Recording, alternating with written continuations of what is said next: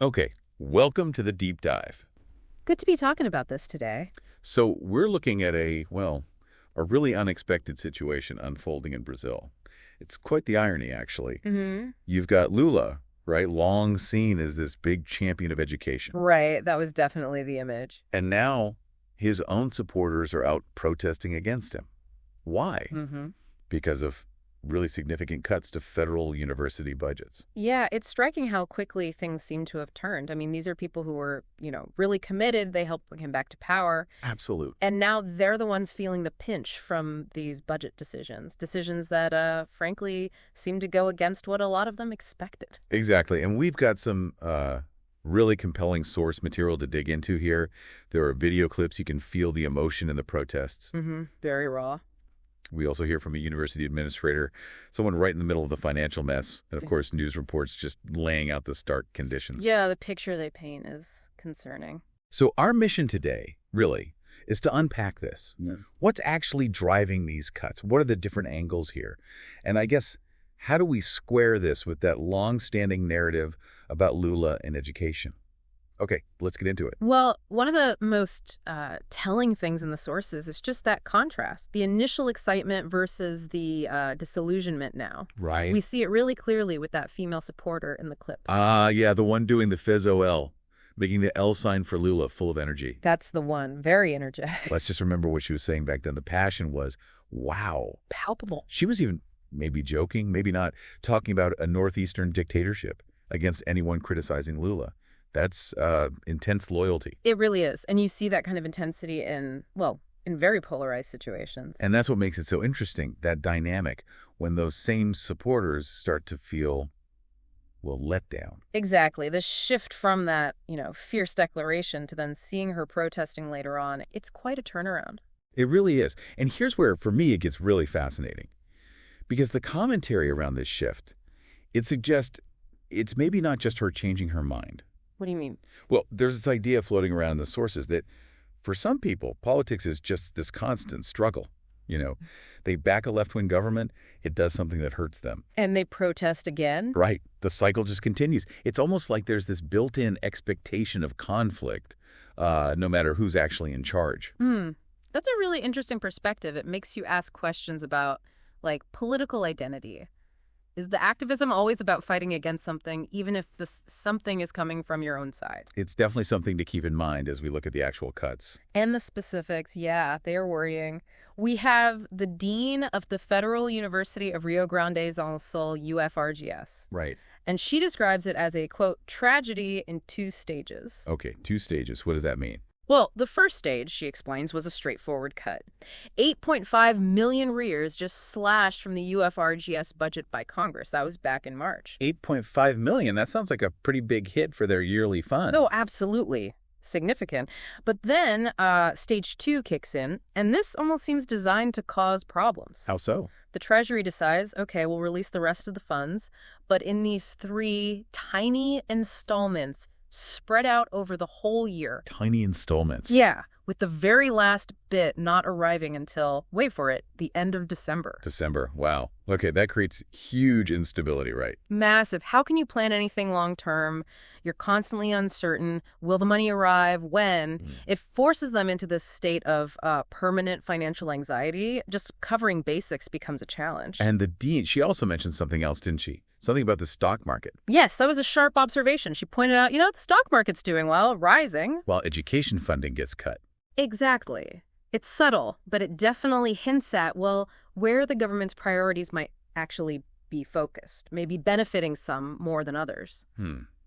Connecting that to the bigger picture, it does make you question the underlying reason for these cuts. Is it just pure austerity, like we have no choice? Or does it reflect a specific view about public education, its role, its importance? Right. Her comment definitely leans toward that second interpretation, doesn't it? It certainly seems to suggest that, yeah. Okay, so that's UFRGS, but the situation at the Federal University of Rio de Janeiro, UFRJ, sounds even worse. Yeah, the reports coming out of UFRJ are deeply alarming. It's not just budget issues. It's a fundamental breakdown. Breakdown how? We're talking basic infrastructure, essential services, no reliable water, power cutting out constantly. These are, absolute fundamentals for any place, let alone a university. And it gets worse. Oh, yeah. No toilet paper, no soap in the bathrooms. I mean, basic hygiene is just gone. And the buildings themselves falling apart, ceilings collapsing, broken floors, doors falling off hinges. Some entire buildings are condemned, unsafe to even enter. That sounds like years of neglect, not just a recent cut. Exactly. This level of decay, it doesn't happen overnight. It points to a really long period where maintenance, essential repairs, they just weren't funded. Deferred, deferred, deferred. And maybe the most shocking part from the sources is the Institute of Gynecology. Yes, that's incredibly serious. It's a major center, women's health, reproduction, even cancer treatment. And they had to suspend admissions. Surgeries, too. They did. And the reason why is just, it tells you everything. The company providing food services, they stopped. Why? Because they hadn't been paid. For 4 months. 4 months, so no food for patients. Exactly. It directly hits patient care. When a major hospital unit can't even guarantee meals, it signals a catastrophic failure of the system supporting it. The numbers behind this are pretty stark, too. UFRJ was expecting, 372 million raise? That was the expectation, yes. But now they're looking at only 248 million for the year. That's a drop of 124 million. Huge. Massive cut. And what's maybe even more worrying is the trend, the projection for 2025. Less than half of what the budget was back in 2012. Less than half of 2012. That's over a decade of decline. It really lays bare this pattern of disinvestment in a major public university. When you see budgets effectively halved over, 13 years, the consequences are bound to be deep and wide-ranging, affecting everything. Buildings, research, teaching. And the students' own experiences, they really hammer home the human cost, don't they? Absolutely. You hear directly from them in the reports. Daily struggles, the water issue, the electricity cutting out, disrupting their studies, just trying to learn in an environment that's literally falling apart around them. It's not just abstract numbers on a spreadsheet, is it? Not at all. It's their daily reality. Right. Imagine trying to concentrate when you don't know if the lights will stay on or if there's water. It's incredibly stressful. It just fundamentally undermines the learning environment. And it hits their actual coursework, too. Physical education, dance students, no proper buildings to train in. Right. And science students, this one really got me. They have something like 11 functioning microscopes. 11? For how many students? For over 150 students. They have to split classes, wait turns.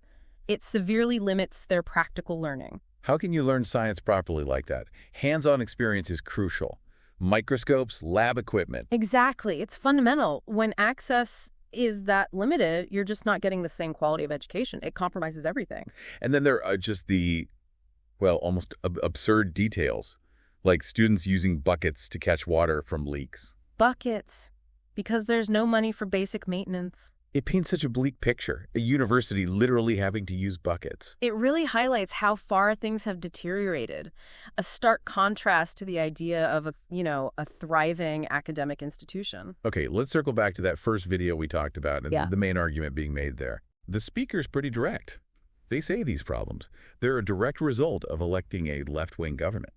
Yeah, that's a central point of conflict in the sources we looked at. The argument is basically, this is what happens when you vote this way. And tied to that is a strong accusation of hypocrisy, aimed at those voters, even university staff, who were all in for Lula. Bezol and everything. Exactly. And now they're complaining about the cuts. The vibe is very much, you made your bed, now lie in it. Or maybe, you voted for this, deal with it. It frames the whole thing as like political accountability. If you supported his election, you share responsibility for what's happening now. It's definitely a charged argument, and it resonates with certain groups. The commentary in the source material goes even further, comparing that kind of unwavering support on the left to being in a sect or a cult. Pretty strong language. Very strong. The idea being that people are just ignoring or tolerating harm coming directly from leaders they chose. That kind of rhetoric, it's obviously meant to provoke, to make people question the loyalty, the critical thinking of those who stick with the government despite these issues. It taps into those wider debates about, political tribalism. But what's also really interesting, something noted in the sources, is that many of the protesters themselves, they seem hesitant to criticize Lula directly. Ah, right. The anger is there, but it's often directed more generally at the situation, at the cuts.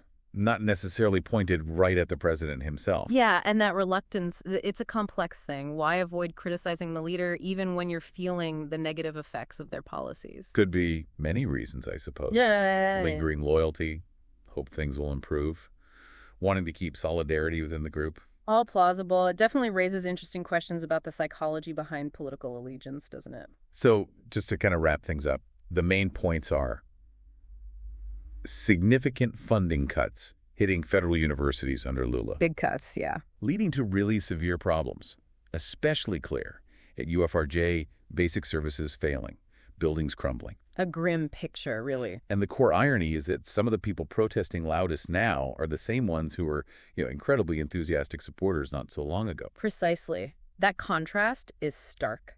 The passionate support back then versus the real hardship being felt now at these universities. It highlights that gap that can emerge between, political promises and the tough realities of governing. This whole situation, it really gives you a pause, makes you think. For sure. Consider, the complexity of the political choices we all make and the consequences, sometimes unintended, that can ripple out from them. And the dynamics of loyalty, too. Absolutely. Why might people keep supporting a government even when things seem to be negatively affecting them directly? It's definitely something for you, the listener, to reflect on long after we finish here.